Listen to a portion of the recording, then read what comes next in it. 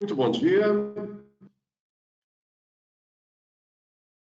Bom dia, Marcão. Aqui é o Marcos Rodrigues, da Spirex Sarco. Eu queria passar a palavra para o Marcos Rashid para ele dar algumas palavras para a gente. Bom dia a todos. Espero que todos estejam nos ouvindo. Eu estou acompanhando aqui pelo chat, tá? Eu vou ser o moderador do evento. Meu nome é Marcos Rashid. Eu estou aqui com o meu xará, Marcos Rodrigues. Ele vai ser o palestrante do dia. Eu vou estar fazendo a moderação, então fiquem à vontade para fazer as perguntas. A gente tem um campo de perguntas no canto, então fiquem à vontade. Eu vou interrompendo o Marcos Rodrigues e fazendo as perguntas. Vou começar falando da programação de abril. A gente tem mais 2 webinários. A gente tem um webinário dia 28, que é boas práticas em geração de vapor, e temos um webinário dia 30, que é boas práticas em distribuição do vapor. Espero que vocês se inscrevam, tá? A gente está com vagas limitadas, as vagas já estão acabando, tá, pessoal? A gente tem um link de inscrição lá no nosso LinkedIn. Acessem lá, Spirex Sarco Brasil. Então, você vai ver lá, a última publicação que a gente fez tem um link de inscrição para vocês. E eu queria, Marcão, se você puder passar o próximo slide, a gente está fazendo, então, exclusivamente para o pessoal do webinário, a gente está fazendo o lançamento da programação de maio. Até se você quiser passar, Marcão, o slide. Está aqui já na tela. Para mim não passou ainda, tá? Tá em maio aqui, tá em abril.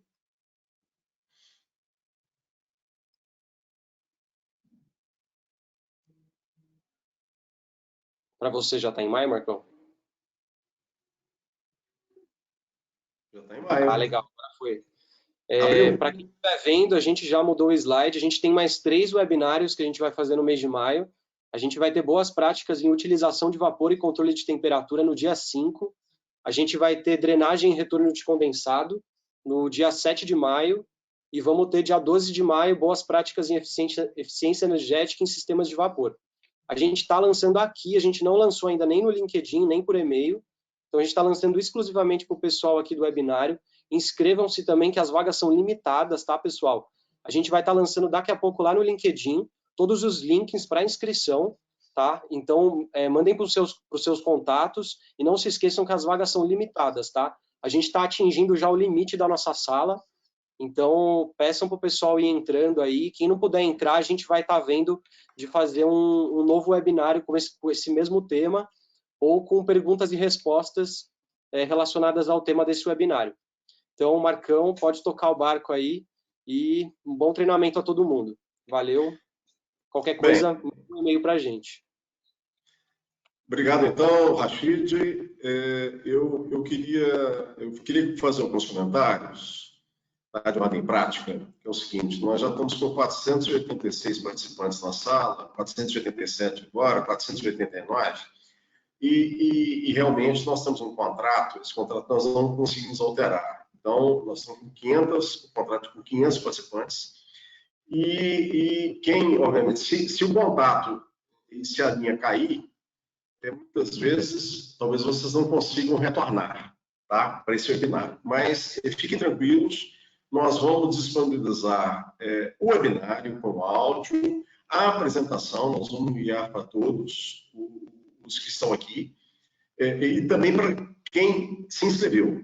É uma solicitação que obviamente, a gente está pensando nessas alternativas aí para, logicamente, atender a todos.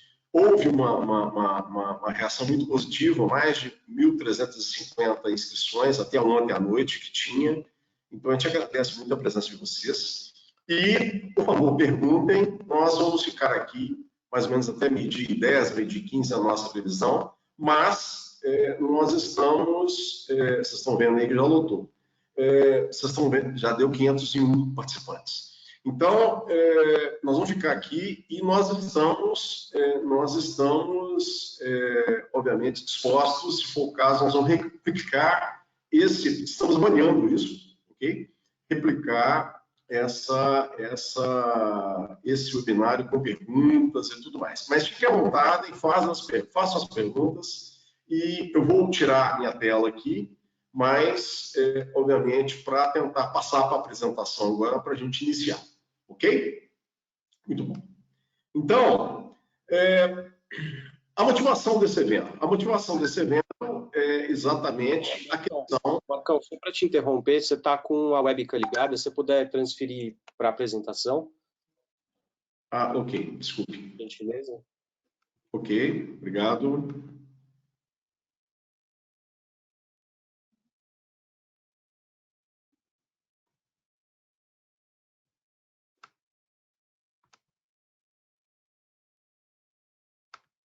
Está na apresentação agora ou não? Qualquer coisa, não, ainda não. Qualquer coisa você me interrompa, porque, obviamente,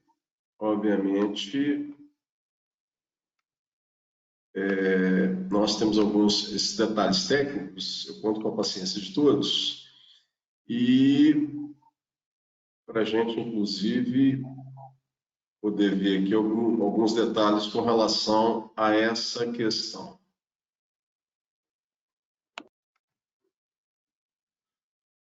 Pronto, eu acredito que agora foi. Agora sim, obrigado, Marcão. Obrigado a você. Então, eu sou engenheiro mecânico, tenho mestrado em sistemas térmicos e fluidos. Atualmente eu sou supervisor de engenharia da Esparax Arco, trabalho aqui em Cotia, São Paulo, na fábrica da Esparax Arco. Ministro os treinamentos aqui, presenciais, treinamentos in company. E agradeço aí a presença de todos. E o assunto da NR3, eu acompanho o assunto há bastante tempo, especialmente nos anos 90, quando a NR3, especialmente em 94, 95, ela teve a primeira grande revisão dela, e posteriormente as demais revisões. Nós vamos falar um pouquinho da revisão. A última revisão foi no ano passado, uma pequena revisão, e eu vou mencionar para vocês as revisões também, falar algumas do final de 2018, da portaria 1082, de 20 de dezembro de 2018. Muito bem. Momento de segurança, eu chamo a atenção para um fato ocorrido. Esse momento de segurança é um padrão da Esparax Arco para qualquer evento, quer seja binário, quer seja treinamento interno, palestra, reunião, curso. Nós temos um termo de compromisso com a companhia de abordarmos o termo de segurança. Eu vou passar um vídeo, esse vídeo está aqui no Facebook, o link está aqui, e é um vídeo muito rápido, muito curto, e ele dá exatamente a dimensão que foi a explosão desse gestor numa fábrica de... Está falando que é papel, mas eu acredito que é uma fábrica de celulose, que eu não sei se é celulose e papel, nos Estados Unidos na semana passada. Esse link aqui, esse vídeo, é um vídeo, como eu falei com vocês, bastante curto, tá? Por isso que eu estou abrindo aqui. Se der algum delay ou alguma defasagem, ele está no Facebook, facilmente você encontra explosão em fábrica de celulose dos Estados Unidos, dos EUA, como está aqui no Facebook. E o que acontece? O que acontece é que o equipamento está à esquerda, tá? E, obviamente, a explosão é uma explosão realmente muito grande, uma nuvem de fumaça negra, de partículas, de particulado, que são exatamente particulado oriundo de biomassa. E o interessante desse vídeo é que essa nuvem negra vem em direção à câmera. Então, a princípio, nós estamos dentro de não sei se de um caminhão, uma carreta, um automóvel, mas algo assim, né? Porque tem uma carreta na frente de toras de madeira, né? Algo muito comum em fábrica de celulose. E aí a nuvem negra vem aproximando e, obviamente, esses resíduos vão caindo na tela. Então, fica algo bastante emblemático, a nuvem com esses resíduos todos envolvem, né? E aí ficam os resíduos todos na tela, a princípio, desse caminhão ou dessa carreta. Okay? Bom, A reflexão que eu gostaria de ter é somente mencionando até a fonte aqui na ABC News, nos Estados Unidos, e mencionando que, primeiro fato relevante, um acidente de grandes proporções, mas que, felizmente, a princípio, não houve mortes e ninguém foi ferido. É a notícia que se apresenta. Okay? Então, a preocupação não é pequena com qualquer tipo de sinistro, com qualquer tipo de acidente, e, obviamente, tem a ver com o nosso assunto, que é exatamente prevenção e, logicamente, estarmos aí nos antecipando a qualquer situação. Esse webinário, a ideia é a gente mostrar, voltar a falar dos motivos de interdição por parte da fiscalização do Ministério do Trabalho. Tá? Eu já adianto que é uma notícia bastante recente. Nós temos a medida provisória 927, não sei se é de conhecimento de todos, mas é exatamente essa medida provisória do governo federal de 22 de março de 2020, que foi parar no Supremo Tribunal Federal. E o relator é o ministro Marco Aurélio, do Supremo Tribunal Federal, e, a princípio, saiu uma notícia ontem e hoje, que ele está, a princípio, aceitando a medida provisória. Dentro dessa medida provisória, tem alguns itens que diz respeito ao nosso assunto. Tá? A princípio, eu já adianto, está suspendendo os treinamentos, a princípio por 6 meses, e também suspendendo os autos de infração e as autuações do Ministério dos auditores fiscais do trabalho. Agora não tem mais Ministério do Trabalho, mas dando um prazo aí de 6 meses, e a fiscalização seria uma fiscalização mais só de acompanhamento, instrução, né? Então, isso é um fato relevante aqui que a gente já menciona e, obviamente, todos podem acompanhar na imprensa e esse assunto.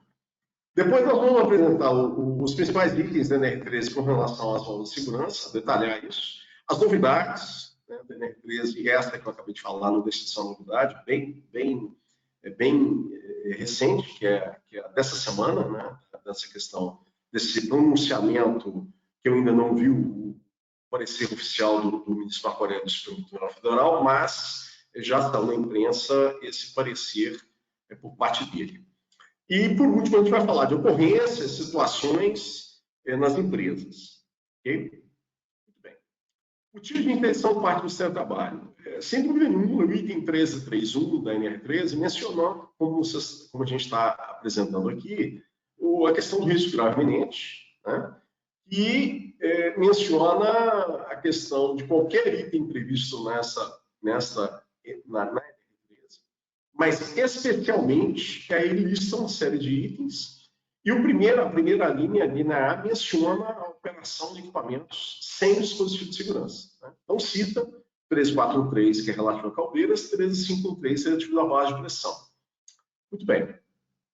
13.612, a gente vai falar também, diz respeito a tubulações. 13.712 é parte de tancagem, né? Não é muito o nosso assunto aqui. Okay? Então, no que a gente fala 13.413, as caldeiras, então as caldeiras, toda caldeira, e caldeira no âmbito da NR13, é um equipamento que gera e acumula vapor. Ok? Ela tem que ter válvula de segurança ou válvulas de segurança com abertura ajustada a igual valor a PMTA, pressão máxima de trabalho admissível. O que é isso? O código de projeto mais utilizado para caldeiras no Brasil se chama ASME1. A ASME1 é uma entidade norte-americana e tem código de projeto para os mais diversos equipamentos. ASME1 para caldeiras, ASME8 para vasos de pressão. Então, dentro do ASME1, tem fórmulas em que você calcula as espessuras para cada parte de pressão da caldeira, quer seja espelho, quer seja tubo, quer seja cacho, virola, tubulão, independente do tipo de caldeira, tipo, modelo, etc. Então, a ASME todas essas fórmulas, e o fabricante da caldeira calcula, logicamente, todas essas espessuras dessas partes submetidas à pressão e calcula as PMTAs para cada uma dessas partes. Obviamente, a menor PMTA é a PMTA do conjunto, e por isso que isso é uma informação muito relevante, extremamente relevante. Deve estar na documentação da caldeira, no chamado prontuário da caldeira, deve estar na placa ou plaqueta da caldeira, tem lá a PMTA. Então, óbvio, não se deve operar a caldeira, nem se consegue operar a caldeira acima da PMTA, porque, obviamente, a válvula de segurança, a válvula ou as válvulas de segurança vão abrir, uma normalmente na PMTA, impedindo, obviamente, que a caldeira tenha a sua operação normal, né?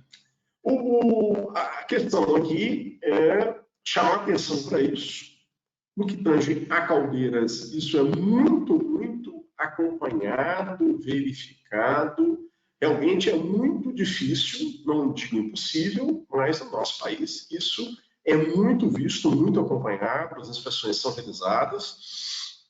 Os profissionais, meus colegas engenheiros mecânicos que fazem as inspeções acompanham isso bastante. Os fabricantes de caldeira verificam isso de forma muito criteriosa e com vários dispositivos, vários sistemas para a pressão não subir até PMTA, quer sejam pressostatos, quer sejam transmissores de pressão, quer sejam vários sistemas de controle de pressão da caldeira. Agora, a questão é, como nós estamos vendo aqui, considerando os requisitos no código de projeto relativo às aberturas escalonadas e tolerâncias de calibração. Então, nós vamos, no próximo slide, mencionar exatamente o que o código de projeto menciona com relação à válvula de segurança ou às válvulas de segurança. Da mesma forma, está mencionando aqui no 13513, como a gente falou no 13413 para a caldeira, para vaso de pressão é exatamente, praticamente é o mesmo termo, só que para vaso de pressão, perceba a diferença, é válvula de segurança ou outro dispositivo de segurança, que nós vamos mostrar que o vaso de pressão ele pode conter líquidos, e nesse caso seria válvula de alívio. Nós vamos abordar a diferença, que é algo que muitas vezes gera bastante dúvida, a questão de válvulas de segurança para vapor e gases, válvula de alívio para líquidos. Ok? Vaso de pressão, como eu mencionei, você pode ter gases, vapor, líquidos, gases e líquidos no mesmo equipamento, gás líquido no mesmo equipamento. Então, isso é uma variedade muito grande de vasos de pressão que são, logicamente, incluídos aqui no que tange a enquadramento à NR13. E a questão é o seguinte, perceba que aqui apresenta-se, você tem duas fotos, né? Essa foto significando e representando um exemplo de uma válvula tipicamente ASME 1. Do lado da tela aqui eu tenho uma válvula tipicamente DIN ASME 8, com uma foto de uma válvula ASME 8. Okay? Então, vocês percebam que as válvulas elas têm mola, que é o princípio de atuação, a força da mola contra a força do fluido. Essa parte inferior aqui, onde o fluido fica, é chamada bocal. Né? E você tem um corpo aqui, o corpo, que essas válvulas aqui estão mostradas em corte, né? Então aqui é o corpo, tanto de uma válvula como da outra, né? A haste, o castelo que envolve a mola, o capuz, alavancas. Isso é para mostrar que as válvulas de segurança ASME e ASME 8 são muito parecidas. Né? Nós vamos falar um pouquinho de alavanca mais para frente. O que é muito importante chamar a atenção é que toda válvula de segurança deve ser lacrada. Esse lacre tem a ver com a calibração. Nós vamos falar aí a calibração é sempre na inspeção da caldeira, na inspeção do vaso de pressão. Podem ter prazos menores, a gente vai abordar esses temas também. Mas o que eu queria chamar, o objetivo principal nesse slide, é mostrar que a diferença básica tem a ver com anéis de ajuste. Esses anéis estão aqui e eles são, a regulagem dele é fixa nesses parafusos, ok? Então, as válvulas, tipicamente, as válvulas para caldeiras, as válvulas de segurança ASME, possuem 2 anéis de ajuste. Nós vamos mostrar um pouquinho mais de detalhe e entrar exatamente no porquê que uma válvula para caldeira deve ter 2 anéis de ajuste para ser uma válvula ASME, para atender a critérios técnicos da ASME que nós vamos apresentar também. E por que uma válvula de segurança, tipicamente ASME 8, pode não ter anel de ajuste e, eventualmente, ter um anel inferior? Muito bem. Aqui é um croquis que mostra mais um detalhe, exatamente o anel de ajuste superior, o anel de ajuste inferior. Bem, vocês percebam que esse anel de ajuste superior, ele se move de cima para baixo. Então, isso aqui está uma vista em corte, é um anel, que você perceba que ele é rosqueado na parte interna, e esse detalhe aqui é porque ele é cheio de dentes. Esses dentes são exatamente para a extremidade do parafuso chegar aqui e travar ele em uma determinada posição. Esses dentes, nós podemos aqui ver que essa válvula tem o anel de ajuste aqui com os dentes que a gente está mostrando aqui na foto da válvula ASME 1. O anel de ajuste inferior, ele, ao contrário, ele caminha da parte inferior do bocal, e se você for girando ele vai sentido a extremidade do bocal. Então, aqui é a extremidade do bocal, esse aqui é o disco, que vai vedar aqui, né? Isso dá a vedação. Então, conclusão, a válvula abre. Por que a válvula de segurança abre? Porque a força do fluido é superior à força da mola.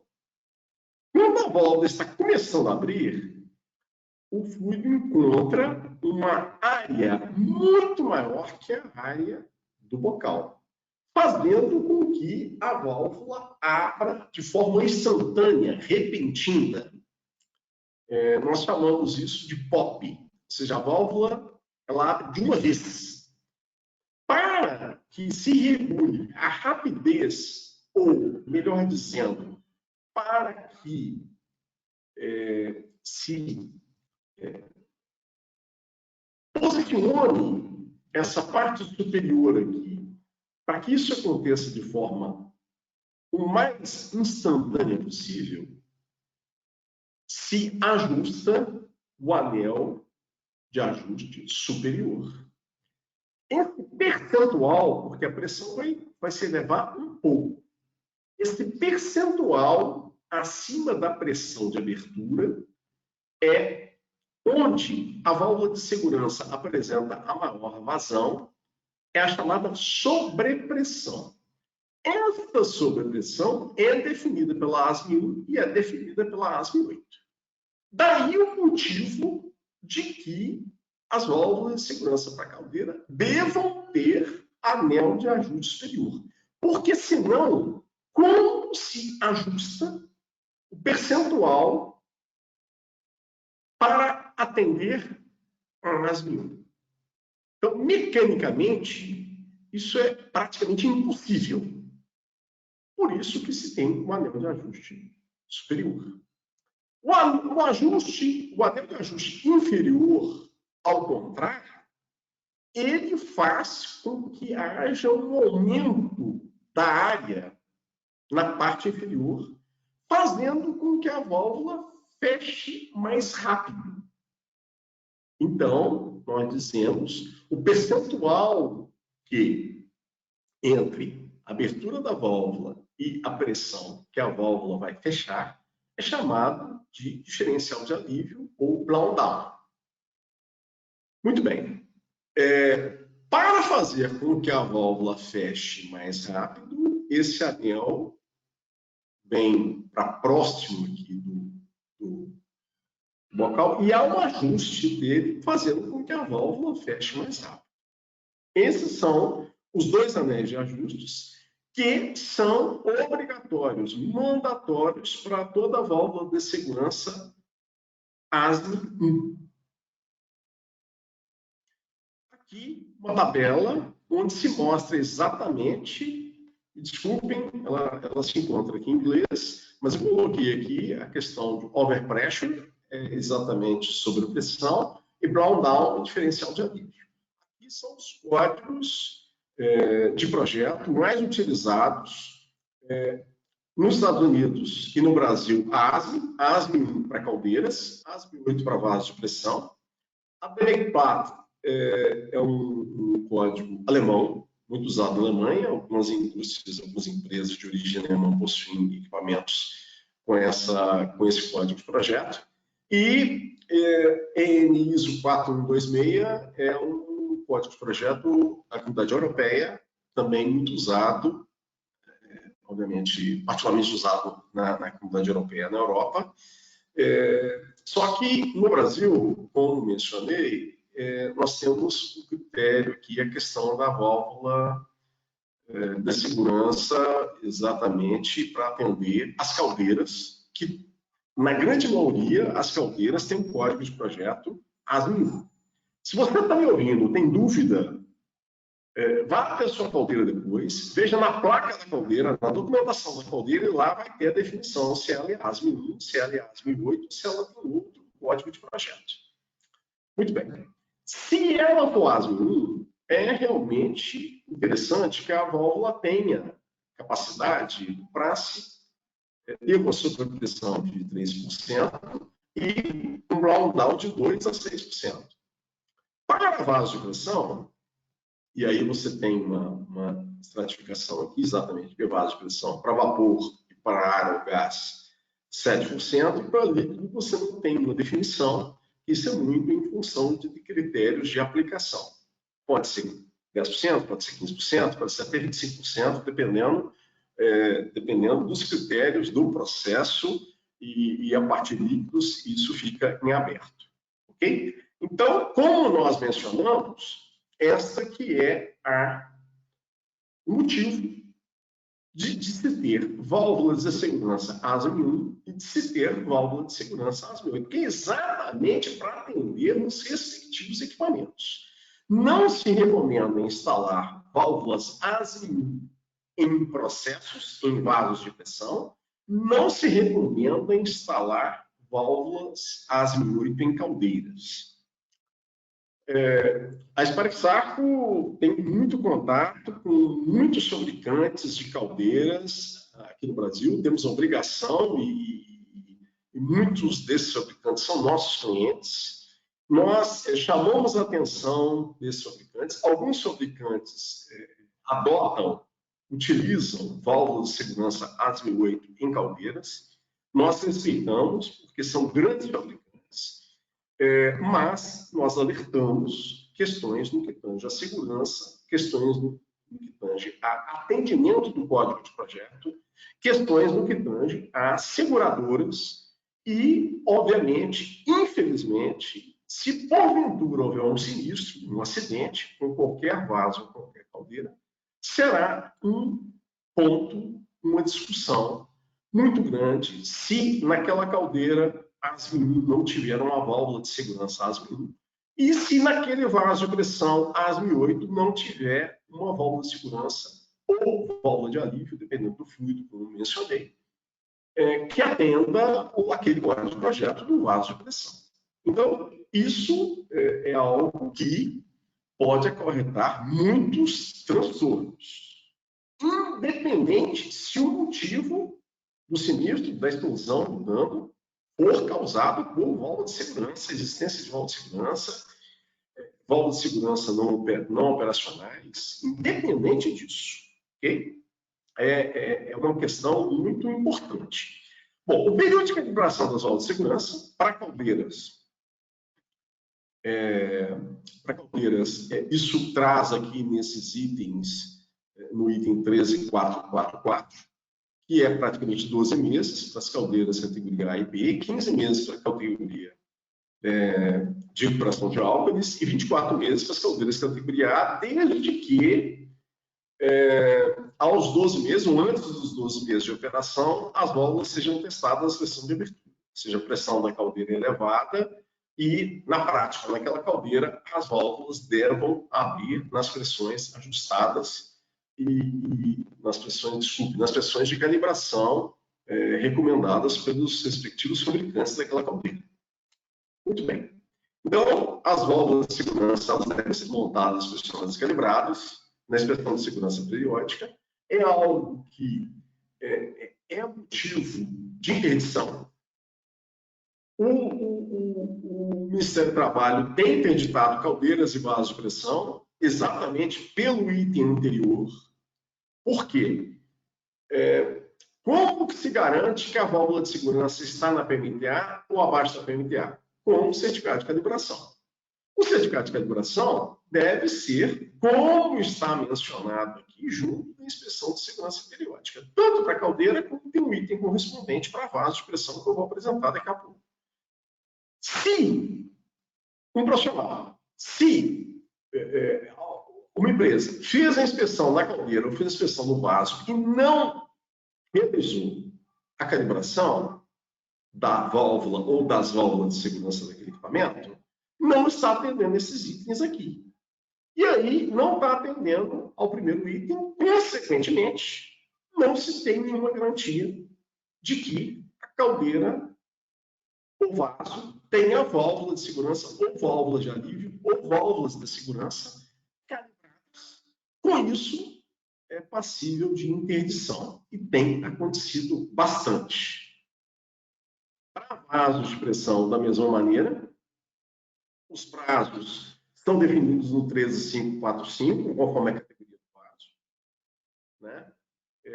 Eu vou mostrar, quando eu mostrar a parte de tubulação, eu vou mostrar os fluidos e a questão da tabela de categoria, que sai de uma conta PVCV, e tem uma tabela na NR13 que define a categoria do vaso em função de cada fluido.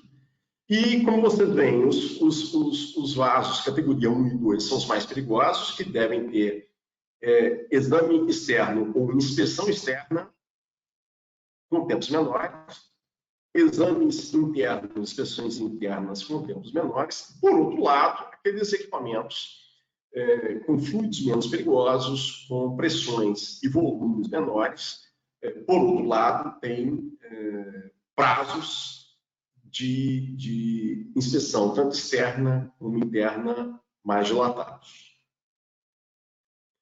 Alguma pergunta? Acho que de algum comentário? Marcão, tem uma pergunta, só a gente voltar um pouquinho. As válvulas de segurança ASME1 para Blaudal, utilizadas nas caldeiras, é obrigatório o uso de quantos anéis de regulagem, nesse caso específico? Para caldeiras, realmente se necessita que a válvula tenha 2 anéis de ajuste. Por isso que chamamos essa válvula de segurança de ASME1. O anel de segurança inferior e o anel de segurança superior. Para exatamente se fazer a regulagem da sobrepressão, né, como a gente mencionou pelo anel de ajuste superior, e também fazer a regulagem do blow-down ou diferencial de alívio com o anel de ajuste inferior. Cada volta de segurança, e nós fabricamos aqui no Brasil muitos modelos, estamos em lançamento de um modelo de válvula de segurança ASME 1, ASME 8, é um lançamento de válvulas extremamente com custo extremamente competitivo, válvulas que atendam ASME 1. Muitas vezes eu trabalho na Sparexar pela terceira oportunidade, já tenho muitos cabelos brancos aí, né? E já visitei muitos clientes e muitos me alegavam sempre que as válvulas de segurança ASME 1 possuíam um custo, uma dificuldade, não tinha peça de reposição, que não dava calibração, que eram sempre produtos importados, e sempre concordei porque era uma realidade. A Sparexar, nos últimos anos, com muito trabalho de muitos profissionais da Sparexar, desenvolveu aqui no Brasil, está lançando o modelo, e eu aqui me pedido para não tratar de nada comercial, nem de produto aqui, mas eu realmente não tenho como não falar com vocês, porque a Sparexar vai divulgar isso amplamente para o mercado, válvulas ASME 1 com um custo extremamente competitivo, muito competitivo, ou seja, demonstrando que nos interessa muito atender ao mercado com válvulas que atendam ao código de projeto das caldeiras com uma série de vantagens técnicas, 2 anéis de ajuste, materiais que atendam a ASME, alavanca, tudo o que a ASME 1 preconiza para caldeiras, com uma condição comercial, peças de reposição, informação, treinamento, ou seja, tudo que a Sparexar faz e fez nos 60 anos de Brasil, que nós estamos comemorando agora em 2020. Mais alguma pergunta, Rachid? A respeito dos testes de válvula de segurança na caldeira, como e quando que devem ser feitas pelo operador? Essa pergunta, eu vou abordar essa pergunta aqui, responder, quando a gente mencionar da alavanca, que é um assunto que é bastante, para nós, é bastante relevante. E eu já adianto que para as caldeiras categoria B, as caldeiras categoria B são aquelas que têm pressão de operação abaixo de 1960 kPa, que seria na prática, né, exatamente 19,6 bar, e nós temos muitas caldeiras que operam em kgf centímetro quadrado, manômetros em kgf centímetro quadrado. Na prática, nós, a NR13, a gente adota aqui caldeiras que operam abaixo de 20, como sendo caldeiras categoria B. Essas caldeiras são as que precisam ter um acionamento da alavanca de cada válvula de segurança pelo menos uma vez por mês. Nós vamos chegar lá e eu vou voltar a essa questão da alavanca, porque tem uma série de aspectos que eu gostaria de ressaltar. Muito bem. Aqui é uma questão, e é uma boa prática. Não é NR13, esse slide, menciona e chama o documento, é um documento não só aceito, mas é o Guia 10 do IPP, lá no Guia 10 do IPP. Esse documento diz respeito única e exclusivamente à válvula de segurança. E lá menciona que a inspeção interna com o histórico operacional, né, aqui eu estou tirando essa informação do IPP versão 2017. Antes, na versão anterior, tinha uma classificação que era uma recomendação para se, devido à criticidade do fluido, quanto mais crítico, quanto mais incrustante, corrosivo, abrasivo for o fluido, quanto mais complexo for, menor o tempo da inspeção, da calibração, onde se verificava aquele equipamento ali com muito critério. Então, você tinha uma classificação de A, B, C e D. A, 1 ano, B, 2 anos, C, 4 anos e D, 6 anos. Porém, nessa revisão do Guia 10, o Instituto Brasileiro do Petróleo, que é uma entidade no Rio de Janeiro, as indústrias, a Petrobras, as indústrias químicas são todas filiadas ao IPP, e por isso que esses documentos, esses guias, as recomendações são bastante utilizados e atendidos, e oriundos de muitas normas internacionais.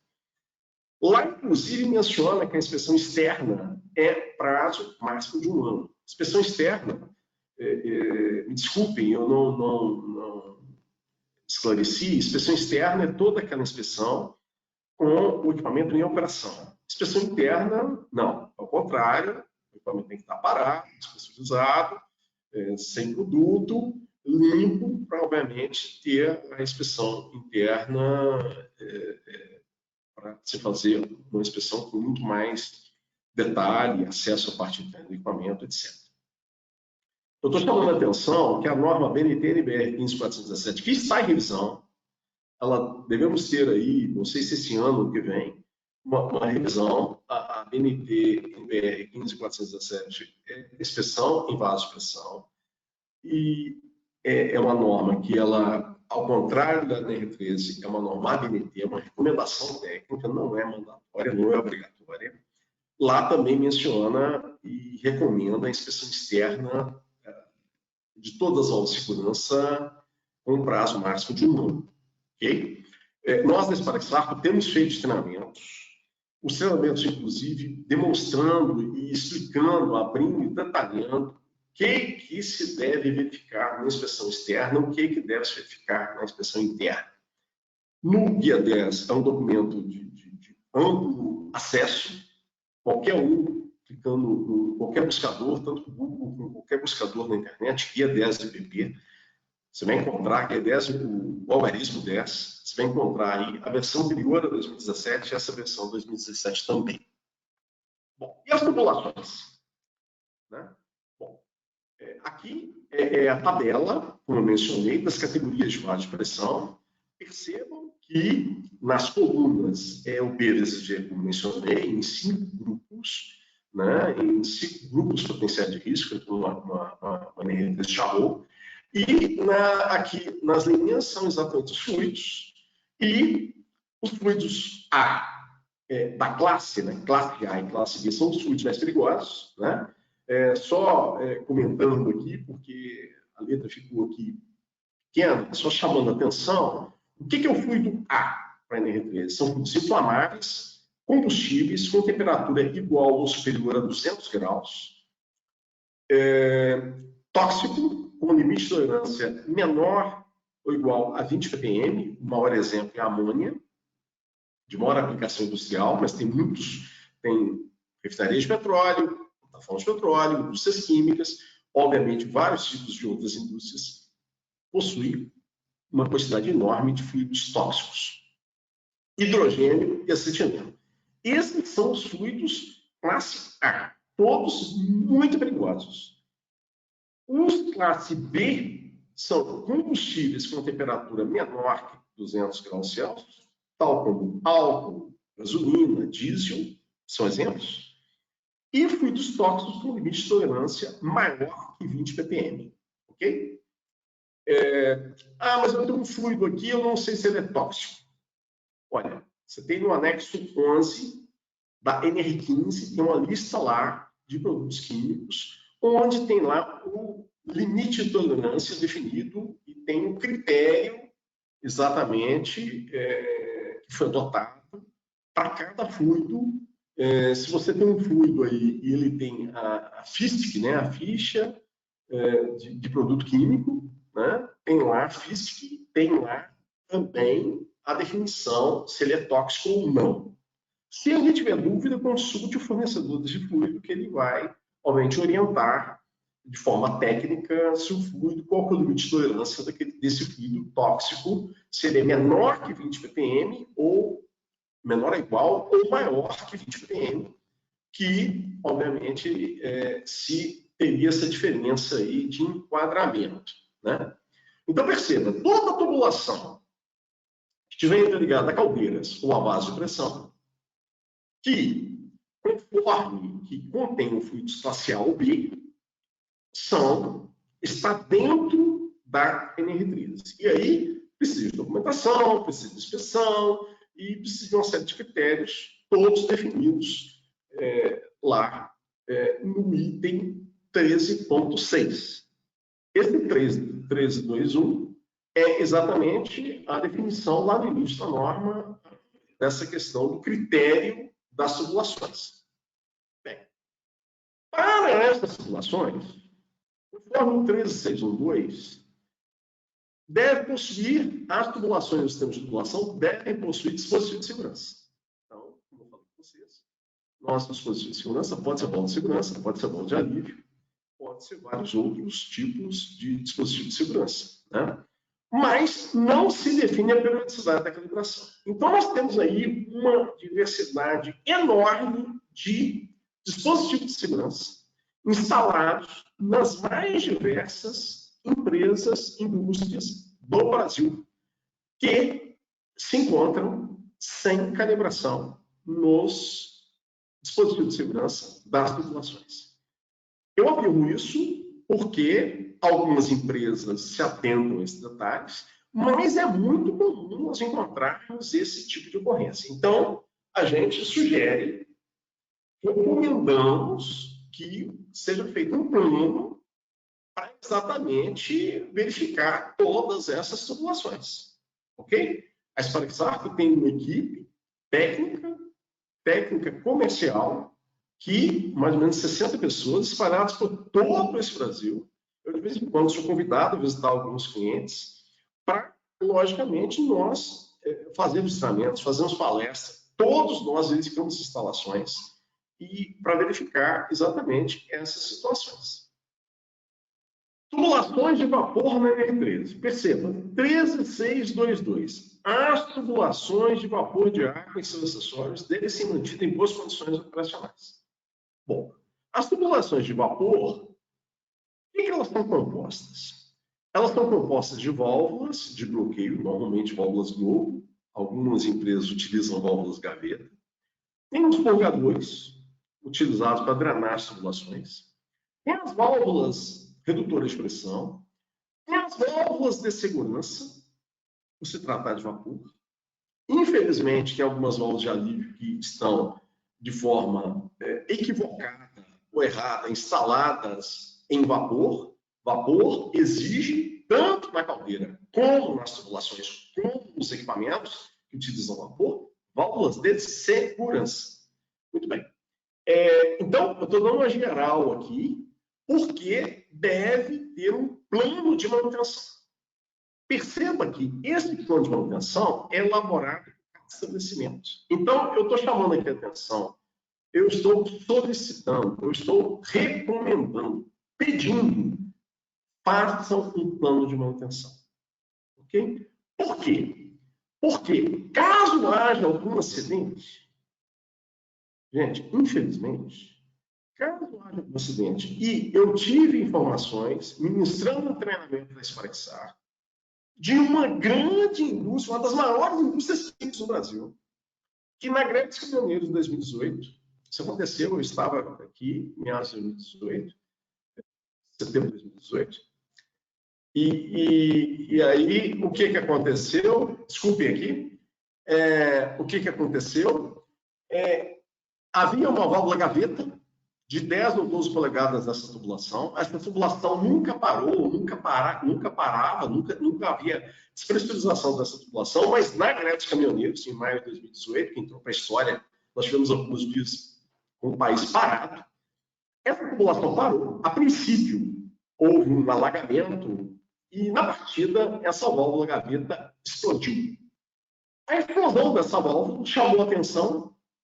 Num primeiro momento, a empresa ficou bastante atordoada com todo acidente e um vazamento de vapor em 10 polegadas, 12 polegadas é um vazamento, a gente não sabe a pressão, mas não é algo simples.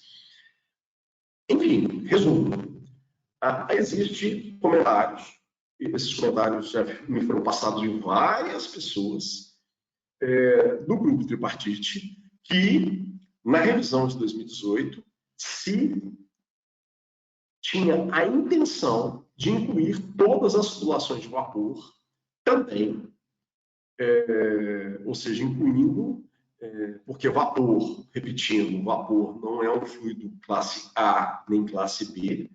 O vapor é um fluido classe C, independente da pressão, se é saturado, se é aquecido, ele é um fluido classe C.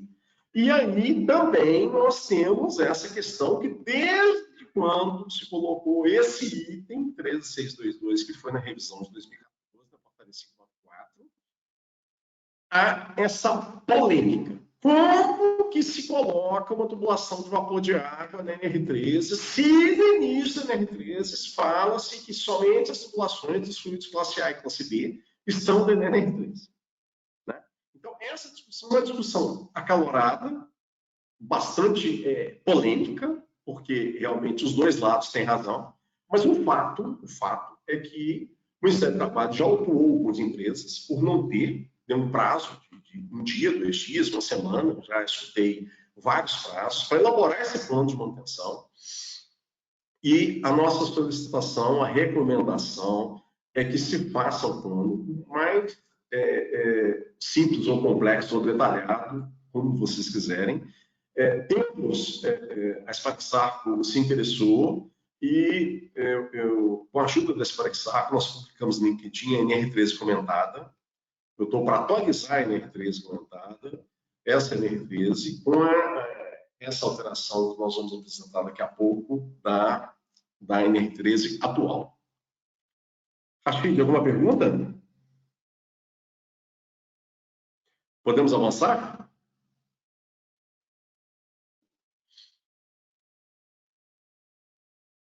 Marcão, a gente tem uma pergunta sobre tubulação.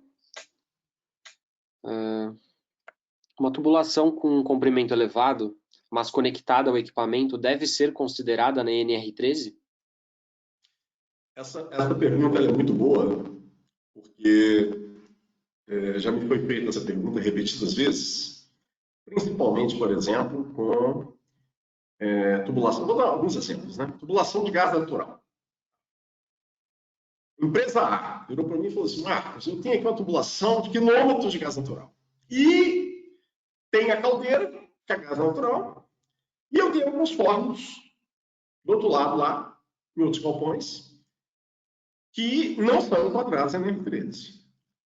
Como é que eu defino o trecho dessa tubulação? É só dentro ali, próximo da caldeira e dos queimadores, 100 metros, 200 metros, é no ramal que vai para a caldeira. Então, eu sempre mencionei o seguinte: olha, a primeira inspeção é interessante se fazer uma inspeção completa em toda a tubulação. Por quê? Porque a gente não sabe o problema de gás natural, não é corrosão interna, o gás natural é sabido, o gás natural não corrói a tubulação. O problema na tubulação de gás natural é corrosão externa, problemas de apoio, problemas de vazamento, né? Vazamento de conexões associadas, que normalmente ocorrem na utilização próximo dos queimadores, no SKID, ou no SKID da concessionária de gás natural, na entrada do estabelecimento, na indústria, né?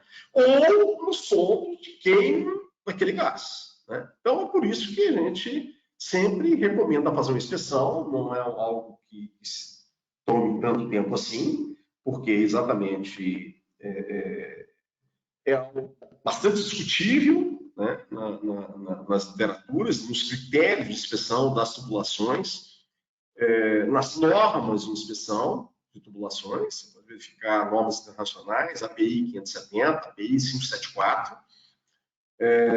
Eu cheguei a estudar essas normas e elaborar um treinamento de inspeção para fazer inspeção de tubulações, quando a NR13 mudou em 2014. Eu estudei essas normas todas, bem como o código de projeto mais utilizado pela Petrobras, que é a ASP 31.3.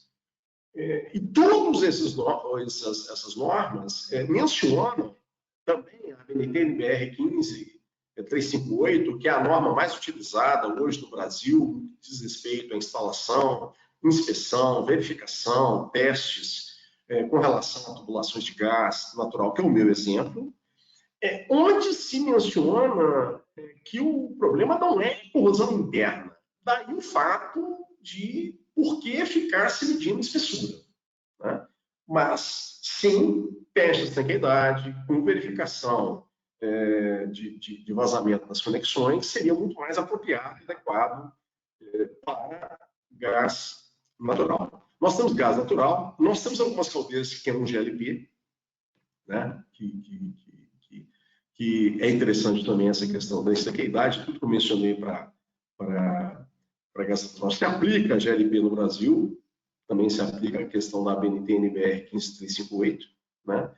E no que tange a caldeira é isso. No que tange a vaso de pressão, fluidos classe A, como eu mencionei, o exemplo clássico a parte de circuito de amônia. Então, você tem um circuito de amônia, vários reservatórios. Reservatório de amônia, você tem reservatórios chamados separadores de gás líquido antes dos compressores. Conclusão, não tem como separar. Precisa inspecionar toda a população de amônia para ver exatamente as questões que o grande drama com relação à amônia também, salvo um ou outro acidente mais grave, mas o que acontece muito são vazamentos também, que são extremamente difíceis, porque quanto maior o vazamento, mais problemas se tem e tange a questão dos colaboradores para os colaboradores daquela empresa, e aí causam transtornos realmente muito grandes.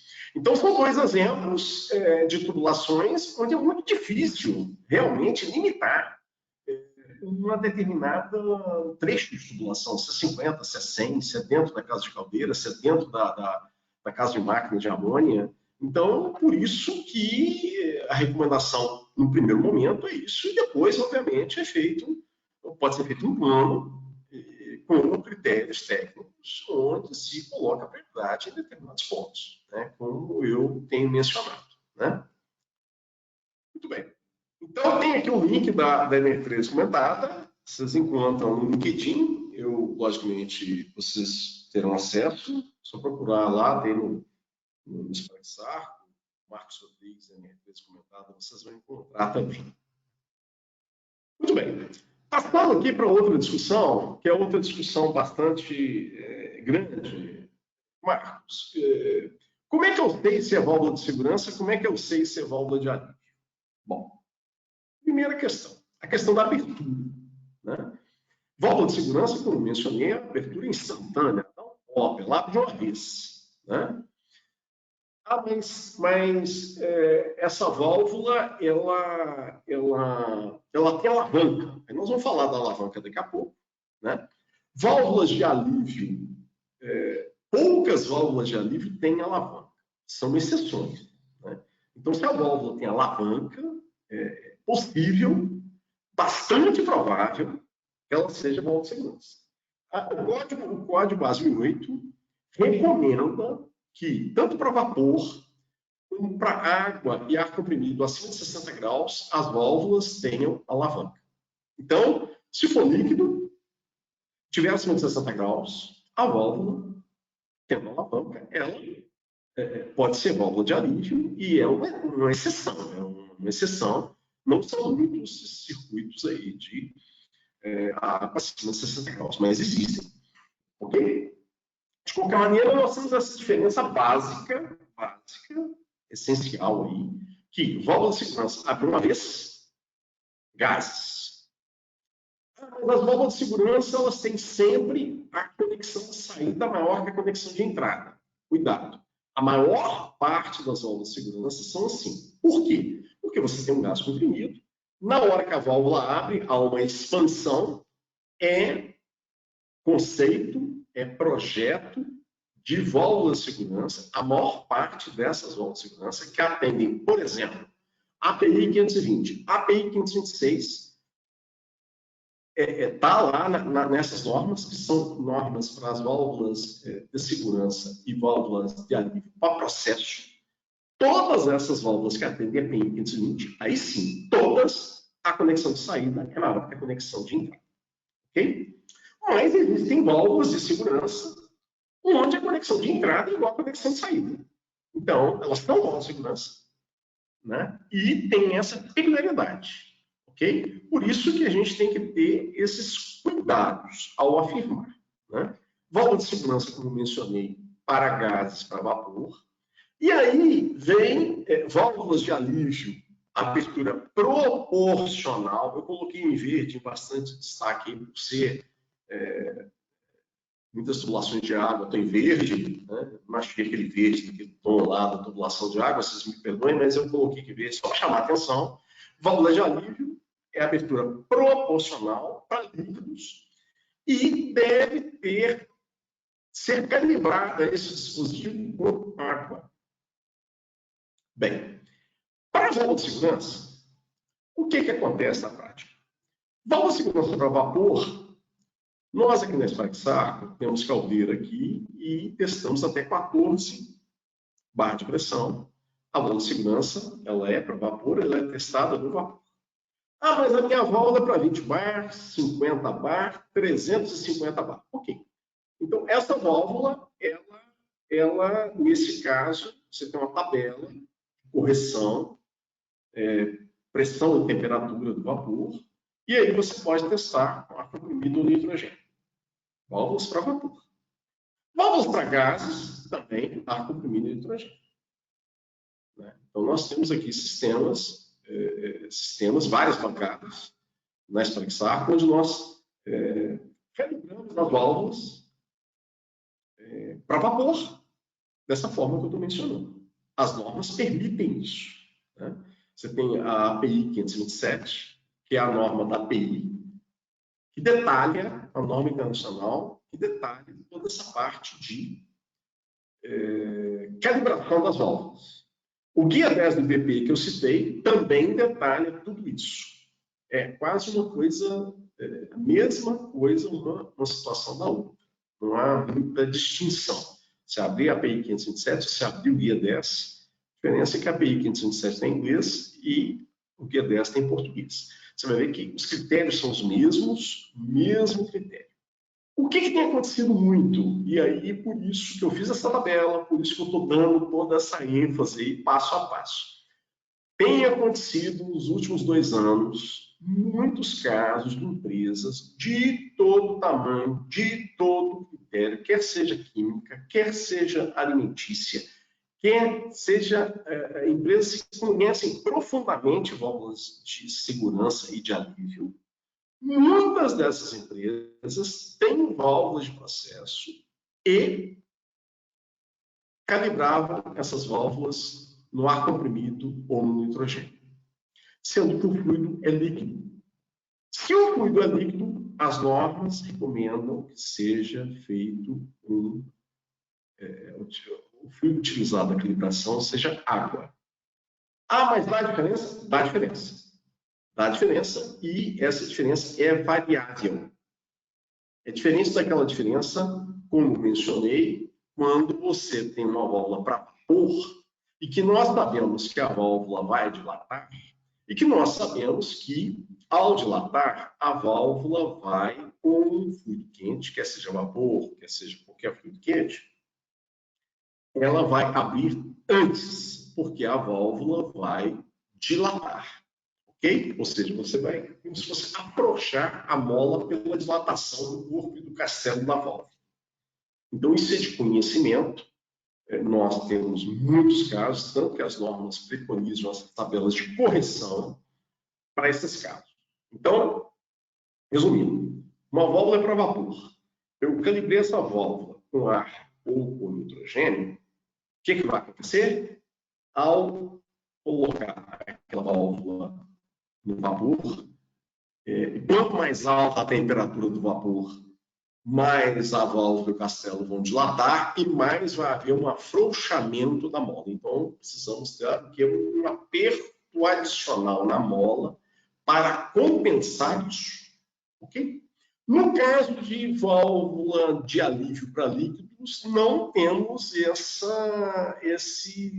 as normas não trazem isso e pode abrir antes, pode abrir depois, depende da válvula, depende da pressão, depende do líquido, depende. Porque o líquido pode ter viscosidade, densidade, pode ter, obviamente, variação em função de variação de temperatura, tanto viscosidade como densidade, ou seja, a complexidade não é pequena. Okay? Por isso, nós chamamos a atenção toda aquela empresa que tem válvulas de alívio de processo, válvulas de alívio que tem que aliviar de forma criteriosa os seus equipamentos. Essas válvulas tendo líquidos nessas válvulas, ou a calibração das mesmas deve ser feita com água. Como mencionei, pelos repetidos casos que têm acontecido, acho sempre muito importante estarmos enfatizando esse ponto por diversas questões e polêmicas com os clientes com relação à diferença de calibração na Esparaxarco da bancada de água e diferença de calibração em diversas bancadas com nitrogênio ou com ar comprimido. Rashid, alguma pergunta? Podemos prosseguir? Eu vou aproveitar e fazer uma pergunta não necessariamente pertinente ao slide. É obrigatório a tubulação, é obrigatório o uso de uma válvula de segurança numa tubulação com mais de 100 metros? Bem, depende muito do fluido dessa tubulação. Nós falamos de fluido, vários fluidos, né, como mencionei. Sempre que nós tivermos redução de pressão, por exemplo, toda instalação de gás natural tem lá um skid, um sistema que tem lá a medição do gás e a redução de pressão da chegada do gás naquela indústria da concessionária de gás. Cada estado do nosso país tem a sua concessionária de gás. Aqui em São Paulo é com gás, em Minas é Gaslig, no Rio é a SEG e assim sucessivamente. Todas essas empresas fornecem, em comodato normalmente, essa CMRP, como a norma BNT-NBR 15358 chama, que é exatamente esse skid com a redução de pressão. Óbvio que essa redução de pressão são válvulas mecânicas. Se essas válvulas falham, se há empresas, apesar de ter filtro, apesar de gás natural ser um fluido extremamente filtrado por vários sistemas, mas qualquer equipamento mecânico pode falhar. Se uma válvula redutora daquela falha, por qualquer motivo, a pressão vai subir e precisa de ter um dispositivo de segurança, independente se a tubulação tem 20 metros, 50 metros, 100 metros, 1 quilômetro. Por quê? Porque tem um sistema de redução de pressão. Da mesma forma que sistemas de amônia, você entrar numa sala de compressores de amônia, você vai ver lá várias válvulas de segurança que devem descarregar com a tubulação jogando para fora da sala. Isso tem boas práticas, várias normas referentes à amônia. Então, você tem todas essas válvulas que ficam próximos dos compressores de amônia. Então, é um outro exemplo. Né? Aí depende muito do fluido. Né? Outro exemplo, bases de petróleo. Bases de tanques de álcool. O que acontece? Você tem uma tancagem e tem um líquido que sai, obviamente, desses tanques. E tem válvulas de bloqueio. Né? Imagina uma tubulação com álcool, com gasolina, com diesel, com óleo combustível, com nafta, qualquer hidrocarboneto líquido que está lá.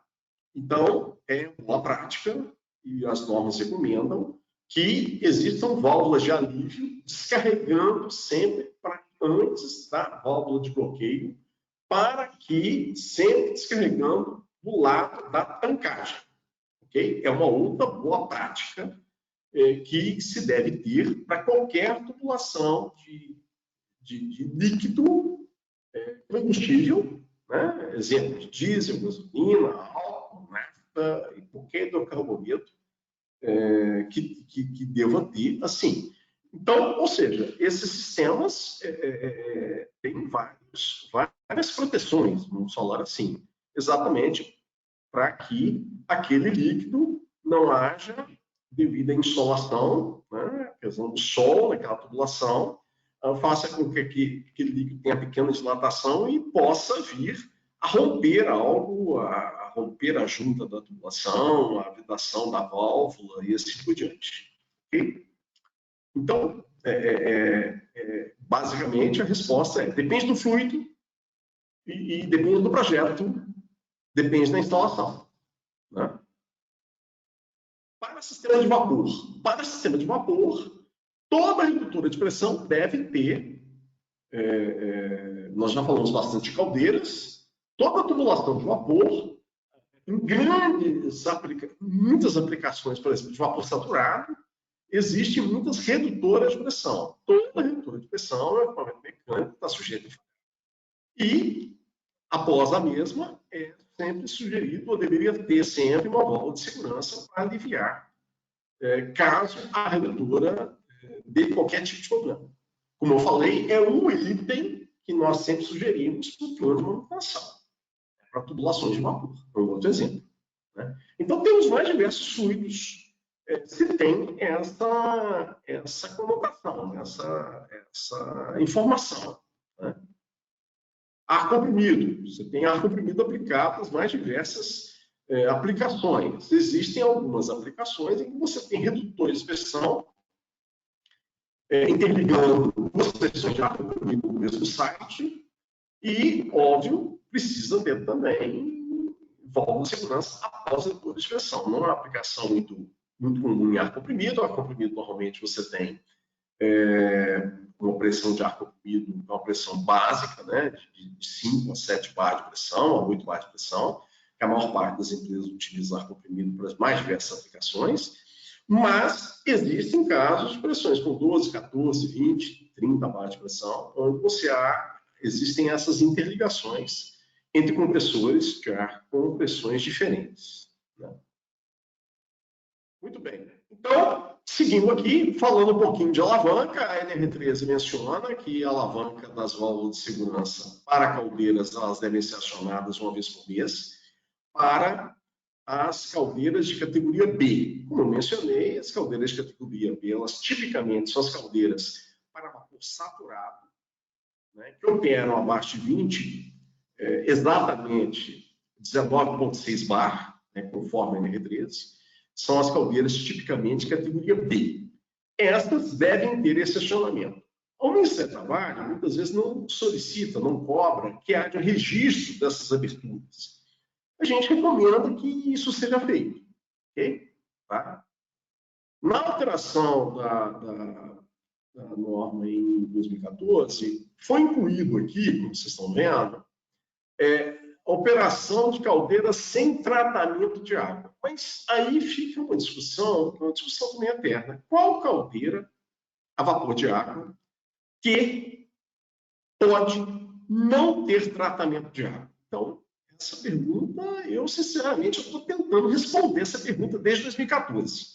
E aí, chegamos a questionar na época o Ministério do Trabalho, mencionando que o que trava a válvula de segurança não é falta, ausência ou imperfeição do tratamento químico, é sim arraste, espuma.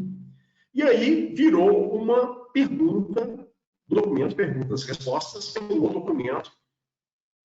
Eu não coloquei o link aqui, mas a gente pode disponibilizar, quem não encontrar na internet, no solicite, que eu passo aí, encaminho para vocês esse documento, e que está mencionando aqui exatamente isso. Ou seja, no momento em que você tem arraste, em uma caldeira, o arraste ocorre em duas situações.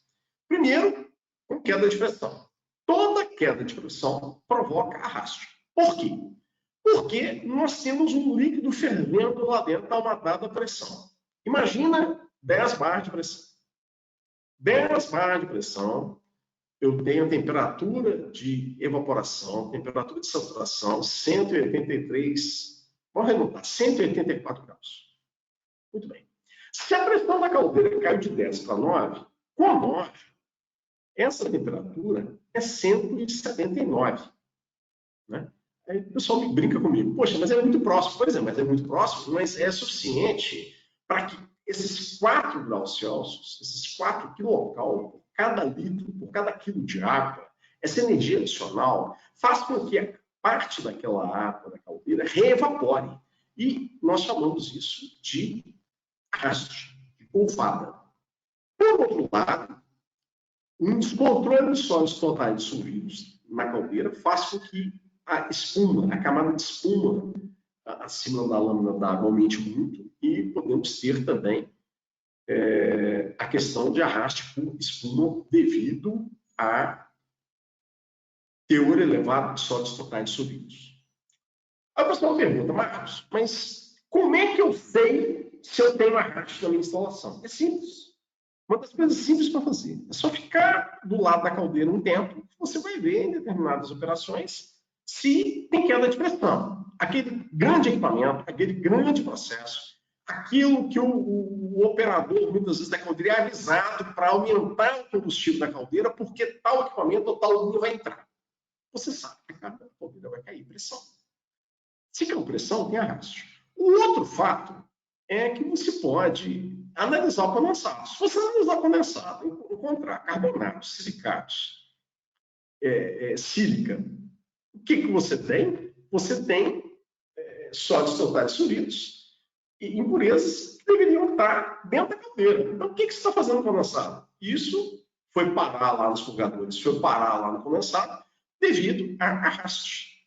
Então, essa questão do arraste, essa espuma, esse arraste vai para dentro das válvulas de segurança, trava as válvulas de segurança, isso já aconteceu, é uma recomendação do National Board, que é um documento relativo a entidades que fazem testes em válvulas de segurança, que dão o chamado selo ASME, que nós vamos mostrar daqui a pouco, o que é. Então, a National Board tem documentação, tem normas que mencionam isso, que é recomendável acionar as válvulas de segurança. Por quê? Porque a origem da necessidade do acionamento é em função de vários processos que têm uma variação muito grande de pressão. Ah, mas a caldeira é ruim, a automação da caldeira é ruim, o operador... Não, é o processo. Temos processos de fabricação, por exemplo, cervejaria. Toda fábrica de cerveja tem uma área que é chamada fabrico ou braçagem, ou são as salas de fabricação. Lá tem grandes equipamentos. Esses equipamentos, tina de mostura, aquecedor de mosto, eu não sei se mudou o nome, mas na minha época, eu tinha o prazer de visitar as fábricas de cerveja, era assim. Quando entrava esses equipamentos, a quantidade de vapor, a demanda de vapor instantânea é tão violenta, tão alta, que a pressão cai. Não tem jeito. Outra aplicação. Todo frigorífico, toda empresa que processa ossos e vísceras nas unidades de subproduto. Você tem digestores. Os digestores são a chamada patelada. O que é patelada? É um equipamento que você carrega ele com, no caso, ossos e vísceras, com umidade muito alta, e são grandes equipamentos, 3.000, 5.000, 9.000, 15.000 litros, são equipamentos muito grandes. Então, quando você abre o vapor, o consumo instantâneo, o consumo dos minutos iniciais para a evaporação dessa umidade, a demanda de vapor é muito elevada, faz com que haja queda de pressão nas caldeiras. São dois exemplos que é muito difícil se ter empresas com esses equipamentos e não ter variação de pressão na caldeira. Por isso, é algo que nós temos feito vários estudos, vários trabalhos para minimizar esses efeitos. Há várias formas.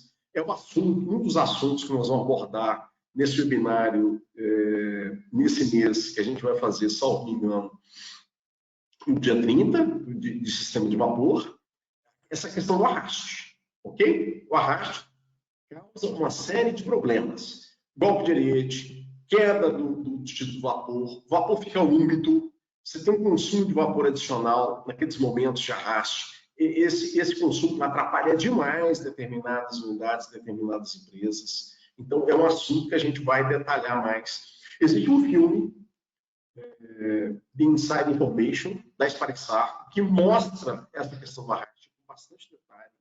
Esse filme está disponível na internet.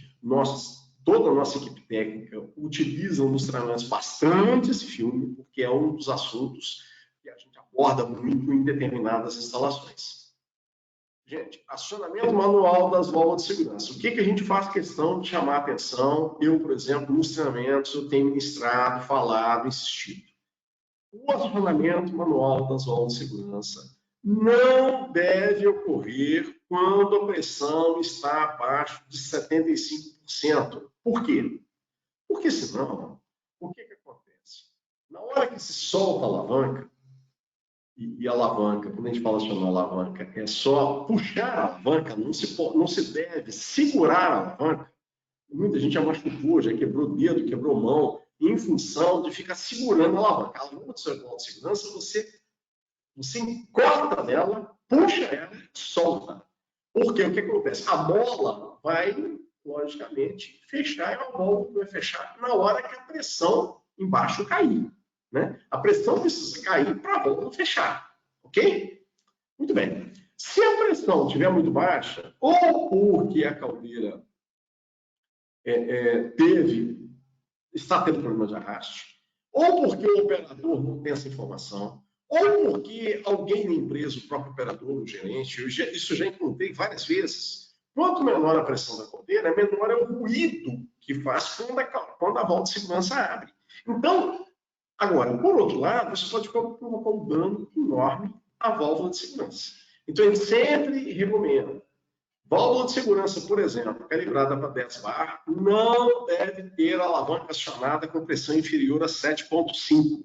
E isso, infelizmente, às vezes até por falha nossa, isso está nos nossos manuais, mas nós estamos estudando a criação de uma plaqueta, de uma etiqueta, para que fique mais evidenciado essa questão de não acionar recomendação para as válvulas ASMI.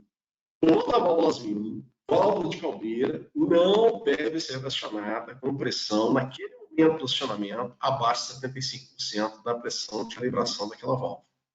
A copa aqui do lado, gente, é para chamar a atenção, válvula de segurança não deve ser carregada pela alavanca. A alavanca não é a alça da válvula. Alça de mala, não é. Não se deve. Causa danos sérios às válvulas de segurança. Rachid, alguma pergunta?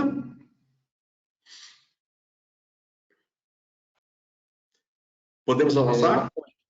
A gente tem uma pergunta, sim. Deixa eu pegar a pergunta. Uma pergunta interessante é sobre abertura e sobrepressão. Quando ocorre a abertura da PSV por sobrepressão, ela perde a calibração. Considerando isso, existe um número de acionamentos que seriam aceitáveis antes de se necessitar uma nova calibração?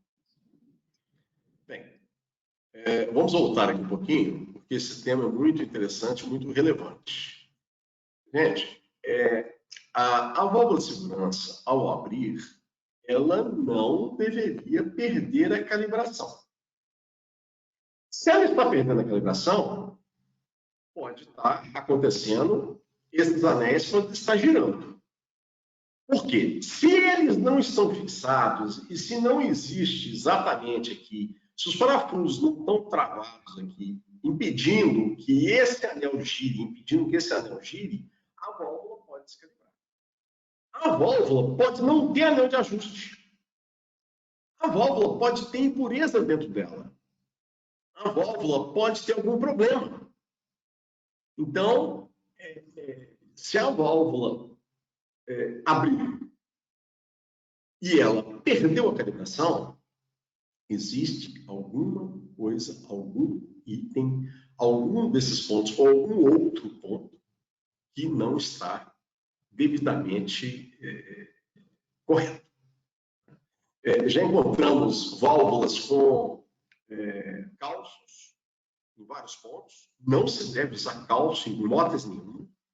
Muitas empresas lapidam, usinam internos, não verificam os manuais de todos os fabricantes, deveriam ter, da Sparexarco tem, os limites das medidas que devam ter os internos. Caso isso foi 1, 2, 3 vezes usinado, perde a válvula de segurança, passa a ter problemas de vedação, problemas de repetibilidade.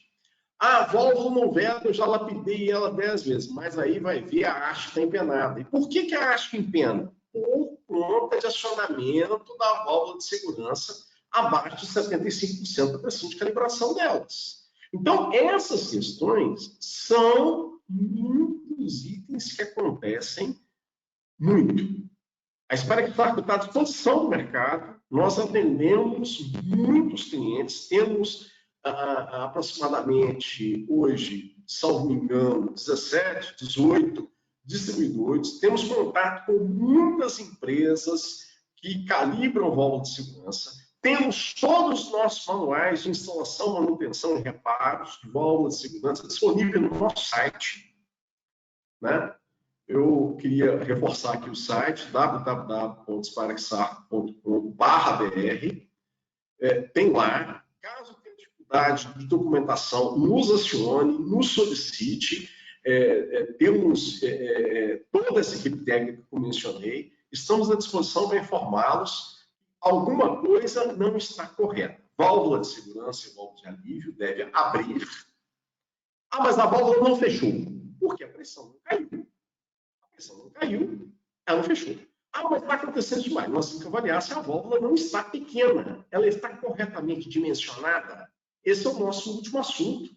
Nós vamos partir para ele daqui a pouco, que realmente é um outro item que acontece. E nós fazemos questão de repetidamente não só esclarecer e informar. Existem muitas válvulas subdimensionadas, ou seja, a válvula está pequena.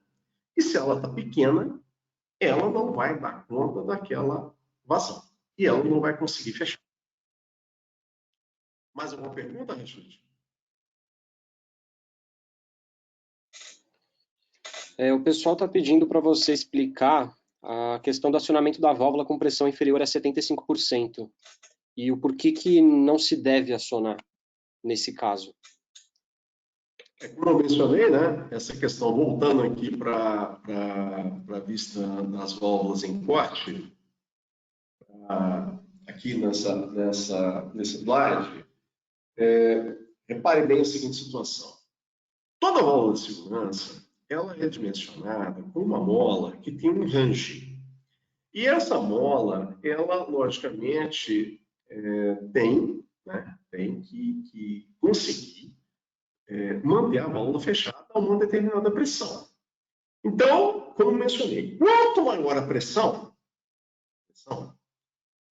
né, falando especificamente de caldeira, que o nosso assunto é acionamento das válvulas para caldeiras, quanto maior a pressão aqui, a mola e esse sistema aqui vai ter que ser muito robusto para suportar essa vedação perfeita aqui. Então, primeiro, quanto maior a pressão, a mola vai ter que ser maior, mais robusta, e, obviamente, quando se soltar a alavanca, essa mola vai jogar todo esse sistema aqui contra a vedação, contra o bocal. Por isso que, quanto maior a caldeira, maiores são as válvulas de segurança. Quanto maior as válvulas de segurança, maior a área. E quanto maior a pressão, mais robusta a mola. Ou seja, quanto maior a válvula e maior a pressão, mais crítico isso se torna. De forma que, ao se soltar a alavanca, toda a mola vai soltar, vai forçar, vai dar uma pancada, um golpe muito violento, que marca a sede, que empena a haste, que marca o bocal. Então, nós temos essa situação. Ah, mas eu abri a válvula de segurança, eu tenho várias marcas na sede. Olha, isso é característica de aberturas e fechamentos repetidos ou repetitivos. Nós chamamos desse efeito de shattering. O shattering ocorre em várias situações. Com anéis de ajuste numa posição incorreta, a válvula fecha de forma muito repetida. e isso realmente danifica a válvula, né? Válvulas superdimensionadas, né? Ah, mas a válvula funcionava bem, mas o meu sistema agora eu estou com baixa vazão. Por que eu estou com baixa vazão? Porque eu estou com coronavírus, eu estou aqui com o Covid-19, eu estou aqui, hora eu tenho que produzir muito, mas tem finais de semana que a minha produção cai muito, e minha vazão naquele equipamento cai muito. Óbvio que a válvula vai ficar superdimensionada. E ela fica muito grande para aquela quantidade de fluido. Perceba, eu posso ter uma quantidade de fluido e a pressão, mesmo assim, pode subir. E aí, o que acontece? A válvula começa a dar esse efeito é chamado de shattering, e o indício marcas no disco e no bocal, demonstrando que a válvula está abrindo e fechando muito rápido e de forma muito repetitiva. Então, esse é um outro sintoma, uma outra característica. Por isso que nós mencionamos, né? Já teve clientes que me relataram, Marcos, nós temos válvulas lá na nossa caldeira e nós acionamos as válvulas lá e nunca teve problema. Porque são situações peculiares, né? São questões muito específicas de algumas válvulas e algumas caldeiras que mesmo acionando a alavanca com 50%, 40%, 55%, 60% da pressão de ajuste, a válvula suporta bem, né? Suporta bem essa situação. Não deveria suportar, né? Não deveria suportar, mas alguns casos, eu já vi vários casos que a válvula opera assim e veta perfeitamente. Isso acontece também. Mais alguma pergunta, Rachid? A gente tem bastante pergunta, mas pode tocar aí, Marcão.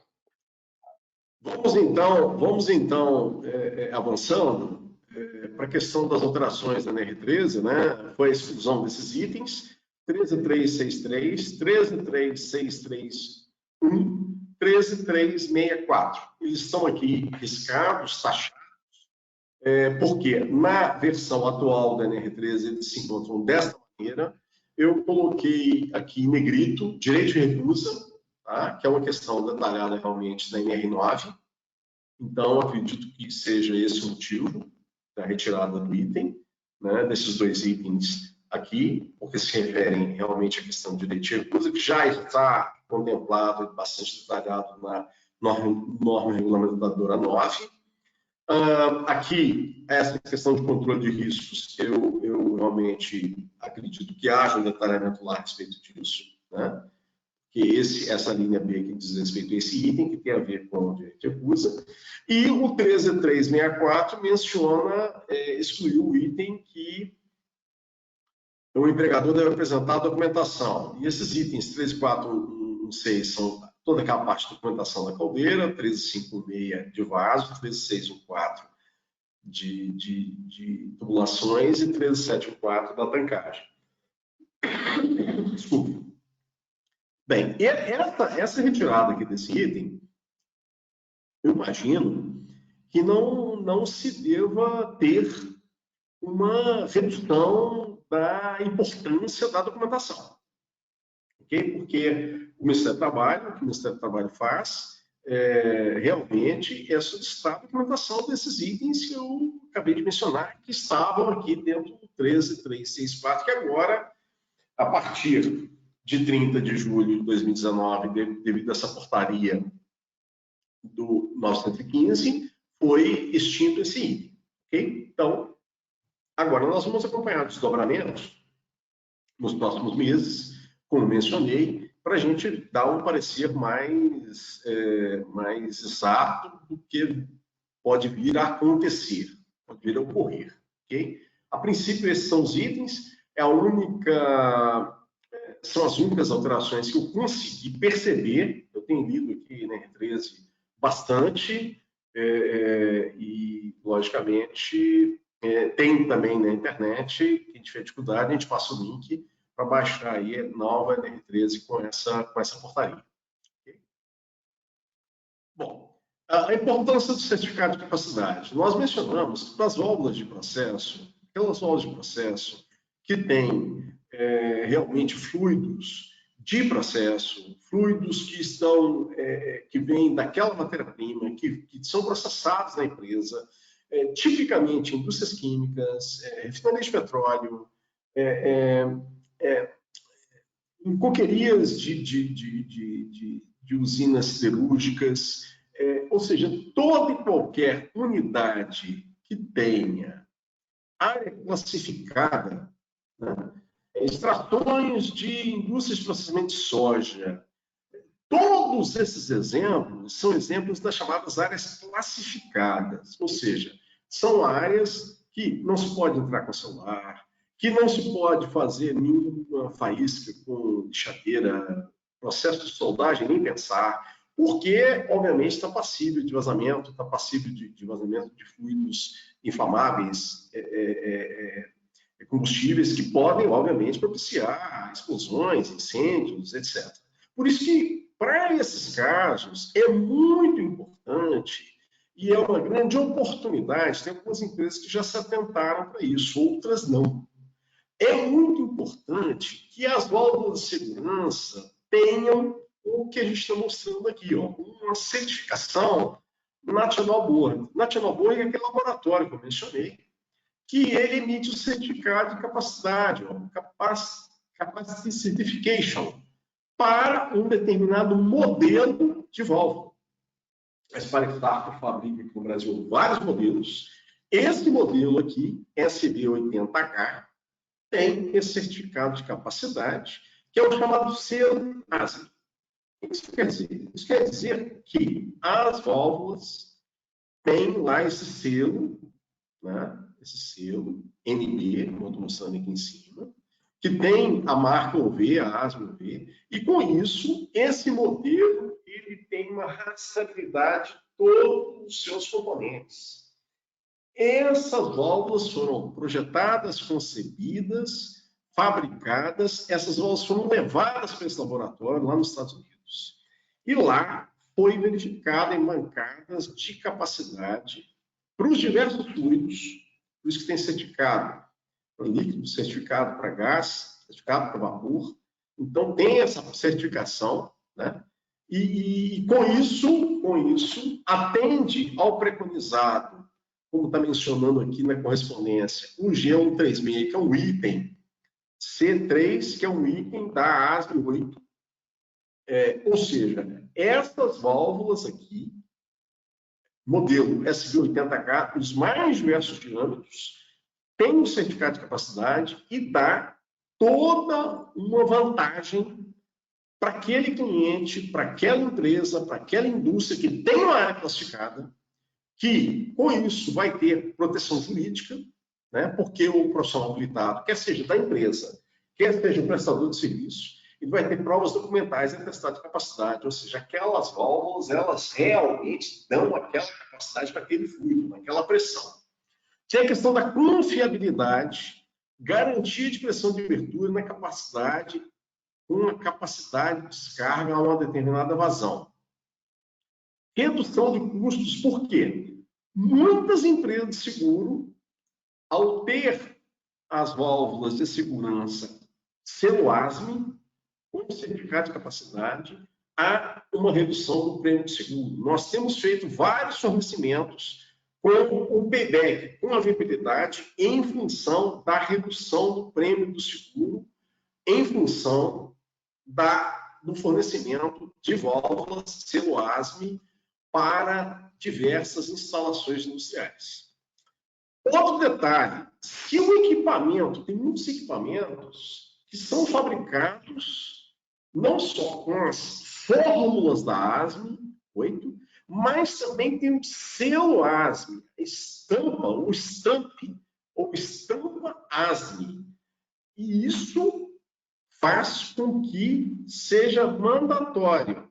Se aquele equipamento tem estampa ASME, fabricado conforme a ASME, que tenha lá o U, em vez de ter a ASME, que é o U, esse equipamento é, de forma mandatória, que as válvulas tenham também o selo ASME. Porque se houver qualquer sinão, qualquer dúvida, qualquer sinistro, de qualquer monta, a empresa seguradora pode mencionar a perda do selo de fabricação daquele equipamento em função do dispositivo de segurança, que normalmente, para equipamento, normalmente é ASME 8, ter, logicamente, a perda do seu selo. A mesma coisa para caldeiras fabricadas conforme com o selo ASME. Okay? Fabricou com selo ASME, é mandatório ter válvula de segurança ASME 1. Fabricou a caldeira conforme ASME 1, tem a caldeira selo ASME 1, as válvulas de segurança devem ter selo ASME. Se não tiverem, por qualquer motivo, por desconhecimento, por qualquer questão, aquela caldeira não tem mais selo ASME. Dimensionamento de válvula de segurança. A Históric Sarco tem um software, um download gratuito, utilização desse software também de forma gratuita. Nós estamos sempre atualizando esse software com diversas informações, as revisões das normas, a ABI 520, a ABI 526, novos modelos, atualização desses modelos, nós temos feito isso, né? Então, fica aqui o nosso agradecimento. Não sei se eu tenho um pouquinho mais de tempo, Rachid. Como é que está a situação? A gente passou um pouco já, mas acho que dá para a gente ficar mais uns 5 minutinhos aí. Eu queria só mostrar aqui um documento que eu vi na internet hoje. Isso vocês podem mencionar, né? A questão da medida provisória 927, de 22 de março de 2020. Como mencionei, questões trabalhistas, mas que tem lá dois aspectos. Eu vou deixar os dois aspectos aqui, que eu vou mostrar o link de onde eu baixei, mas vocês vão conseguir baixar com certeza, porque tem vários comentários aí na internet a respeito, né?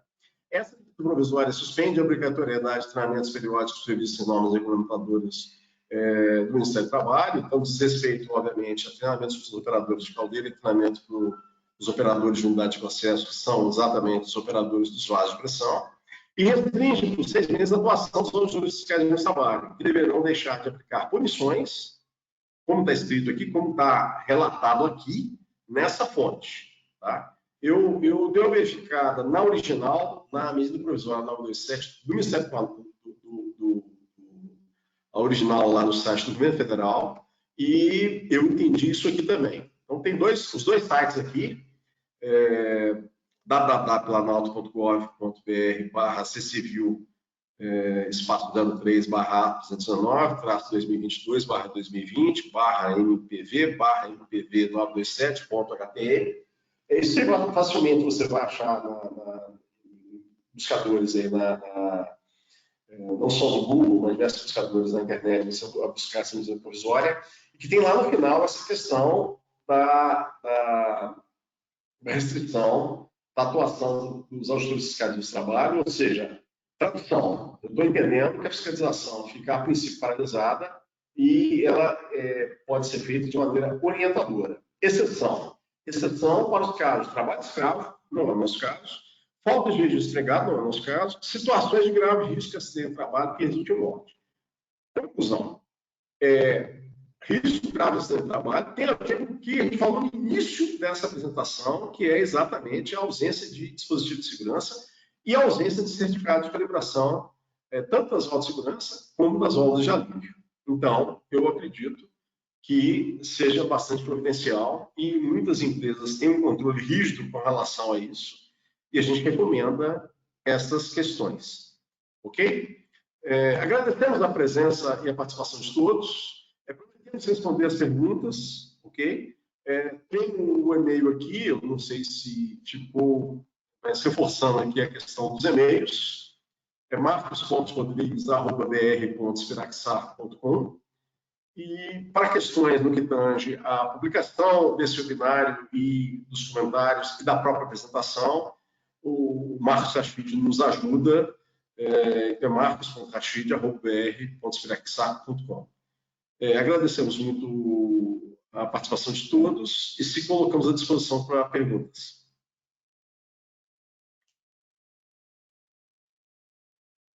Bom, Marcão, por questão do tempo, acho que a gente vai ter que parar agora, encerrar o webinário, mas fiquem à vontade, a gente tem todas as perguntas aqui, fiquem à vontade para mandar para a gente as perguntas. Ao final do webinário, assim que vocês fecharem, vai abrir uma pesquisa. Eu peço que respondam uma pesquisinha de 5 perguntas, é bem rápida, e nela vocês têm também a possibilidade de fazer perguntas e a gente responder por e-mail posteriormente, tá? Hoje, no LinkedIn, a gente vai estar publicando, então, o treinamento com a programação de maio, tá? Então, a gente tem 3 webinários em maio. Inscrevam-se o quanto antes, porque senão acabam as vagas e vocês não conseguem participar, tá? Queria agradecer a participação de todo mundo. Marcão, muito obrigado. Acho que foi um sucesso aí. O pessoal deve, pelo menos as mensagens que recebemos são muito positivas. E agradecer a participação de todo mundo. E dia 28 a gente vai ter mais um webinário aí para falar de geração de vapor, tá? Então, obrigado a todos. Valeu, Marcão, e até breve. Muito obrigado a todos. A gente agradece, espera responder os e-mails aí nos próximos dias todos e a gente se coloca à disposição. Muito obrigado, então, e um bom final de semana sem a gente não conversar ou não trocar e-mails aí nos próximos dias. Muito obrigado, um abraço. Até logo, então. Só para reforçar também, ao final desse webinário, a gente vai mandar os certificados de todos que participaram e ficaram com a gente pelo menos aí até meio-dia e 15, tá? Então, assim que terminar o webinário, vocês vão estar recebendo o certificado em mais ou menos 1 hora aí no e-mail de vocês, tá? Um abraço a todos e valeu, Marcão. Até mais. Agradeço o Rachid, agradeço toda a equipe da Sparex Arco que nos ajudou, que nos ajuda muito, não só com informações, e toda a equipe da Sparex Arco se coloca à disposição, não só a diretoria, toda a parte gerencial. Estamos funcionando a plena carga, estamos com todas as nossas operações funcionando e agradecemos a presença de todos mais uma vez. Muito obrigado.